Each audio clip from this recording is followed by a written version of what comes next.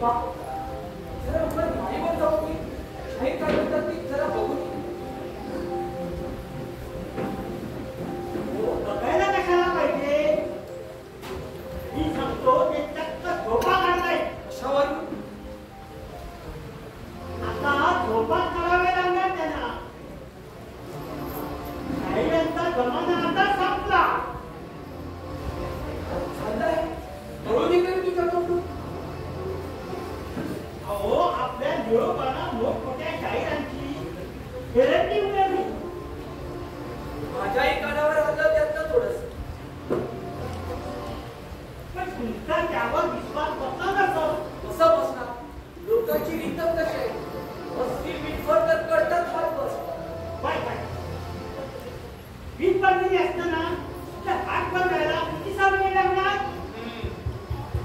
मग या काट्याचा नायटा होण्यापूर्वी हा काटा उठून काढायला पाहिजे. काय चाललं आहे गणपा? कीर्तन चाललं आहे गणपाचं. निळोबाचा आखात चालला आहे त्यानं. निरोबा आला? पण एक सांगत होतो तू त्याला. कथा अडवण्यात येतोस. सांग ना काय कथा पडवला आहे त्या निळ्यातून. काय केलं निरोबानं? काय रे गणपा? पण त्यालाच विचारा. हो मला सांगितलं पाहिजे. हल्लीकडे हा निळोबा गावोगावी फिरून कथा कीर्तन करतो म्हणायचा. सगळ्या शाहिरांचं प्राण उधारा करून ठेवलं आहे ते. सगळं निळोबाला आपल्या आश्रित म्हणून ओळखतात. जिथं हा कीर्तन करतो तिथं म्हणे तमाशाचा फडच उभा राहतात. गाव सगळा निळोबाच्या पाठीमागे आहे. परमा वर्गापचे चोरा मिळते तरी आम्हाला असं काही नाही सांगत. ऐका ऐका म्हणत होते की अगदी योग्य पालक आपलं नाव गाजवेल होतं. खरंच पण एकदा तरी निरोबाचं कीर्तन ऐकायला. हो हो पण तसा युगी करून यायला हवा. परवा निंबाळकराच्या वाड्यावर जातो. तिथं कीर्तन आहे नाही का? छी हे बरं दिसणार नाही.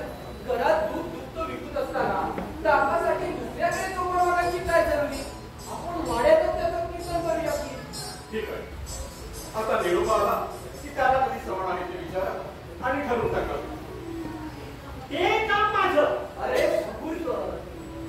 जरा निळोबाला मला भेटायची वाटते दे आणि नंतर त्याला सांग.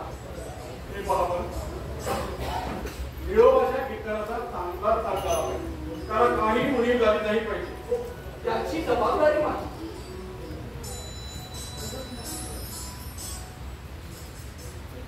गणपा निळोबाला जाऊन मला भेटायची वाटते.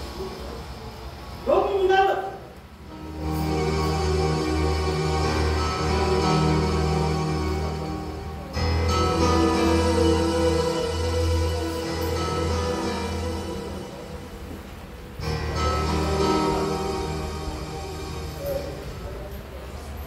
गंगा, मी तुला अखेरचा विचारतो की तू आज माझ्याबरोबर येणार की नाही? गंगा!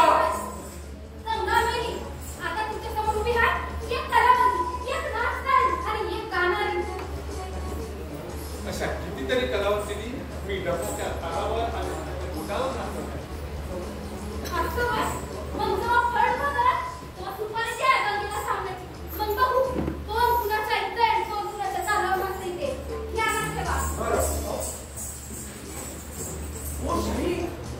चाललं कुठं?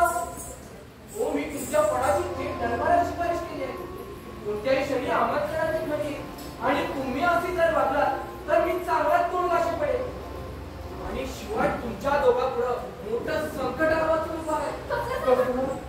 या निळोबानं कथा कीर्तनचा उध्वंस कार्य आरंभला. मी म्हणणारे शाहीर त्याने नामावर केले आहे. आज ना उद्या सर्व शाहिरावर भिक्षापात्र घेऊन पिण्याची पाळी आली आहे. विचार करा. राय 4 दिवस तुम्ही एकाच जागी मुक्काम ठेवून आहात. तो बद्दल तुम्हाला कळलेलं नाही पण हे सूर्यप्रकाशाइतकं सत्य आहे. हे बघा, त्या देहाची 4 दुगात एका जीवालाच पाहिजे. हो पण मग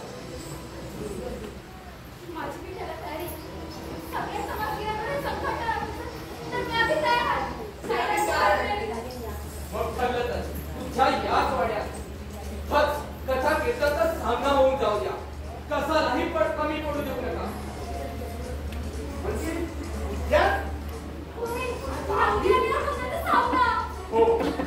लावणी आणि अभंग सामनाच व्हायला हवा. लावणीनं अभंगावर मात केली पाहिजे. गुळोबाचं नाक खेचलं पाहिजे. अरे रावसाहेबांच्या वाड्यात कुठं लावणी आणि कुठं अभंग. शाहीर तुम्ही शिकस्त केलीच पाहिजे. उद्या जर तुम्ही बाजी मारली तर दरबारातील आमंत्रण नक्की म्हणून समजा. हा तुमच्या शाहिरांचा कसोटीचा क्षण आहे असं समजा आणि लाभा त्या यायला. चला चला